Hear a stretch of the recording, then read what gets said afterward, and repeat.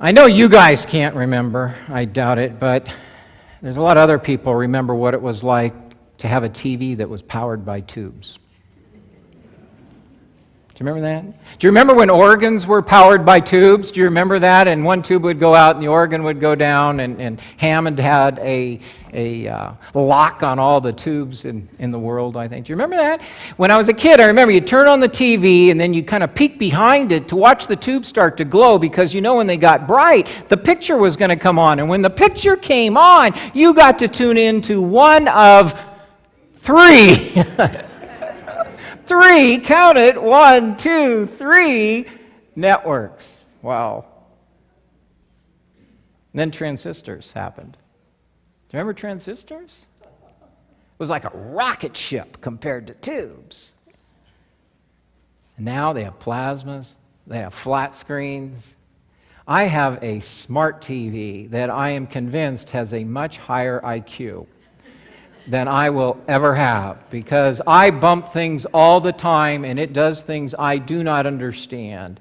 And of course, I'm lucky I have kids who do, right? The internet, same kind of thing. There's a generation that was raised with the internet. But do they really remember dial-up? Do you remember dial-up before we had what is it we call broadband now? Dial-up. Do you remember it used to go brrr, ding, ding, ding, ding, ding, go bong, and then it would brrr, and if you were lucky, it'd connect. Do you remember that? And then it'd come on the screen and go buffering. Somebody start talking, and then they continue, and remember that? It's buffering, yeah. Things have changed so much, so fast. You know, I used to pride myself in thinking that I could keep up. But now, not so much.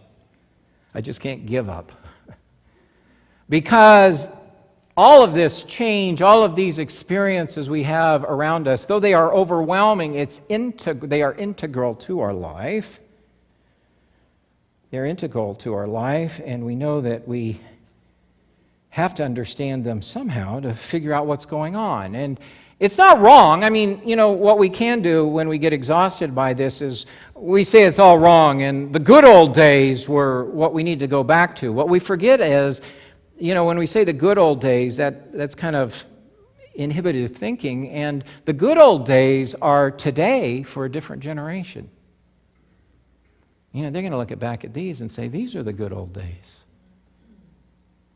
Besides that, I recognize that even though I am uncomfortable sometime at the exponential speed at which things seem to evolve, that it is that same attitude, that drive, that push, that expansion of knowledge, that innate ability that we as humans have to create and to build and to make and to dream of a better world. To take that away or to stop that would not only be foolish, it would be paramount to the earth ceasing to spin on its axis. And what happens then? Chaos, as we all try to figure out or float away. And still, I have to admit, it isn't easy keeping up, and there are days that I wish it would stop, because I feel that, you know, the way I would like to see the world, the way I understand the world, not only makes me like a fish out of water, but a fish swimming upstream.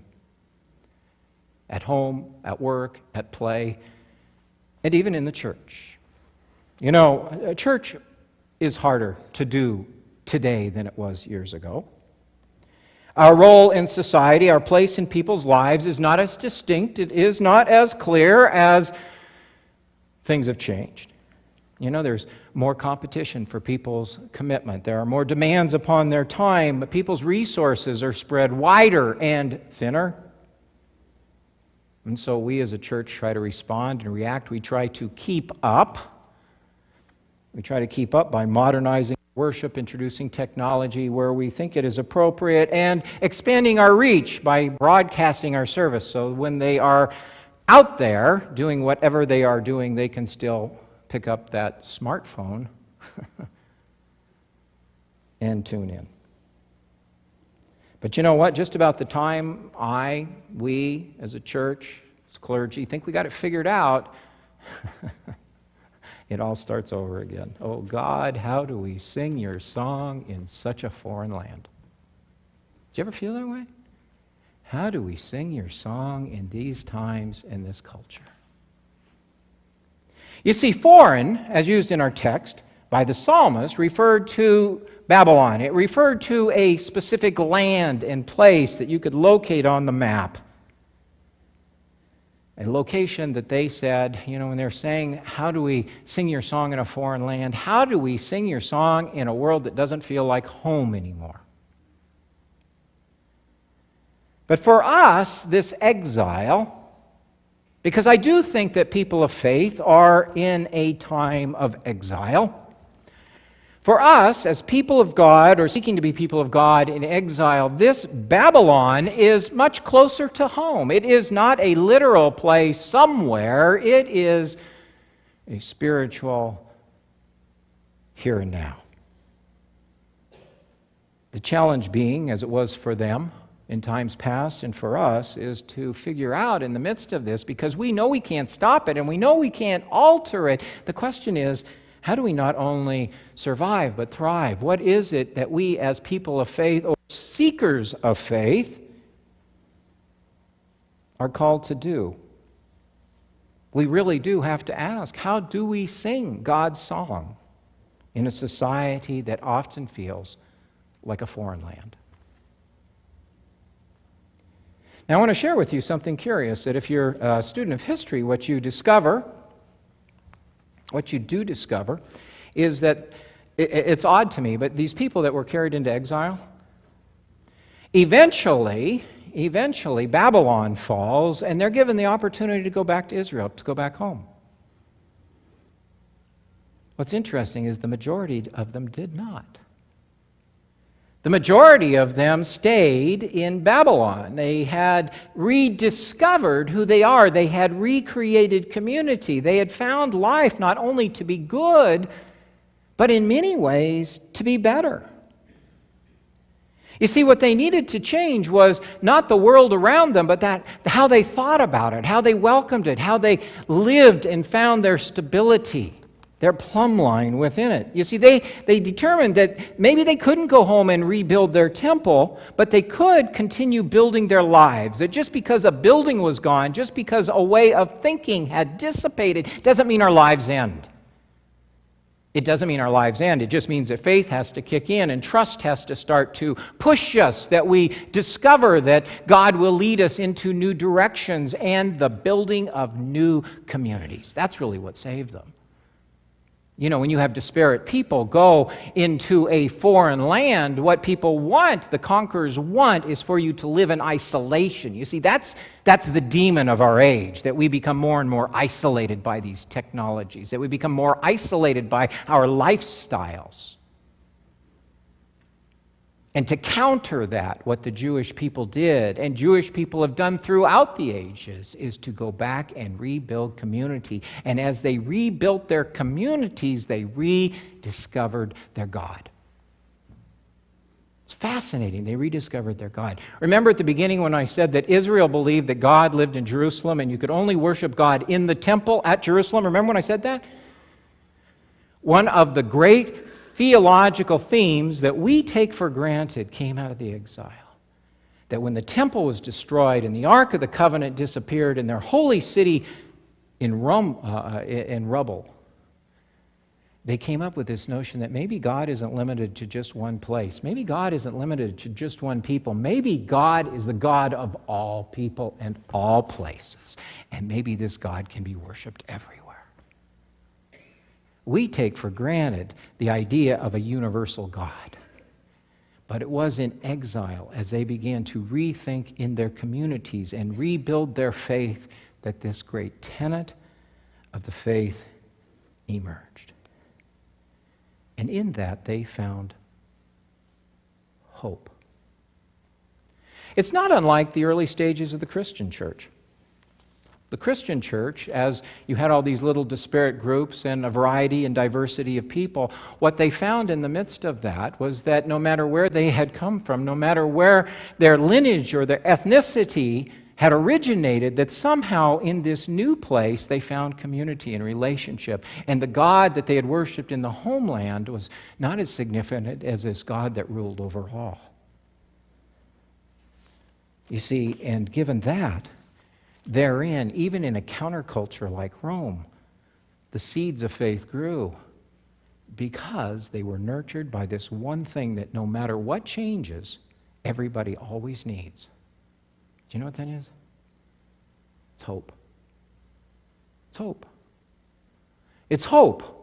Hope that no matter what we face, no matter how difficult it is to figure things out, no matter how complex the world appears to be, and I say I don't understand, I still survive and I still contribute and I still have purpose and my life still has meaning because God has given us hope. You know, it's hope that kept the Jewish people alive in exile. It is hope that has kept the Jewish people alive in circumstances throughout the centuries that would have wiped out many other cultures. And the church, past and present, for the church, past and present, it's the same, because we too can never go back to what we believe once was. It probably never really was the way we think it was in our mind. And ultimately, friends, even though it's difficult to live, we're not called and we are not challenged to keep up with the world. We are challenged to keep on within the world. To keep on keeping on, as we used to say. Pounding away with the mandate that God has always given us to care for people, to provide a safe place where you can be known by your name, not by a clique. Isn't that cool, Joe? Wouldn't you rather be Joe Ewers than clique? Click, click, click, click, click. Doesn't that make you feel important? Remember the TV show Cheers? Why'd they like to go to Cheers? What's the song say? Because everybody knows my name. Wow. No matter how fast the events and the situations of the world might change and evolve around us, I tell you, the human need for recognition, for personal touch, and for hope never changes. And that is the one thing the church has and can provide and must. You know, 25 years ago, as my wife and I attended an introduction for parents who had children entering kindergarten for the first time, I thought I heard the most profound words from the principal of that elementary school I had ever heard in my life.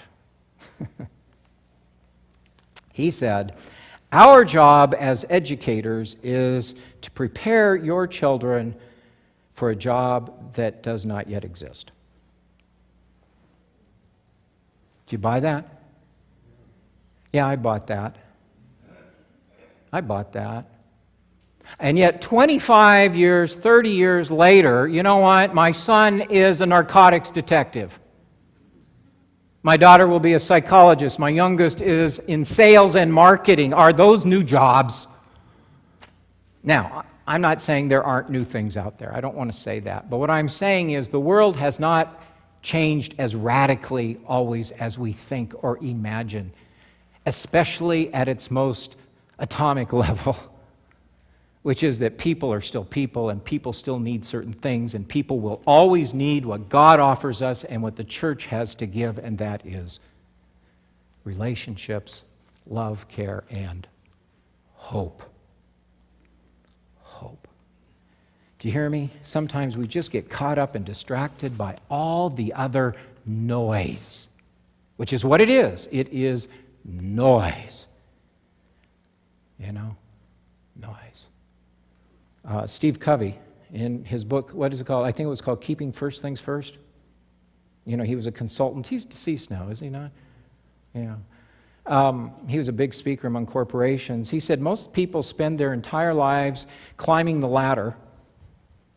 And what they discover is the ladder they're climbing has been, for their whole life, has been leaning against the wrong wall.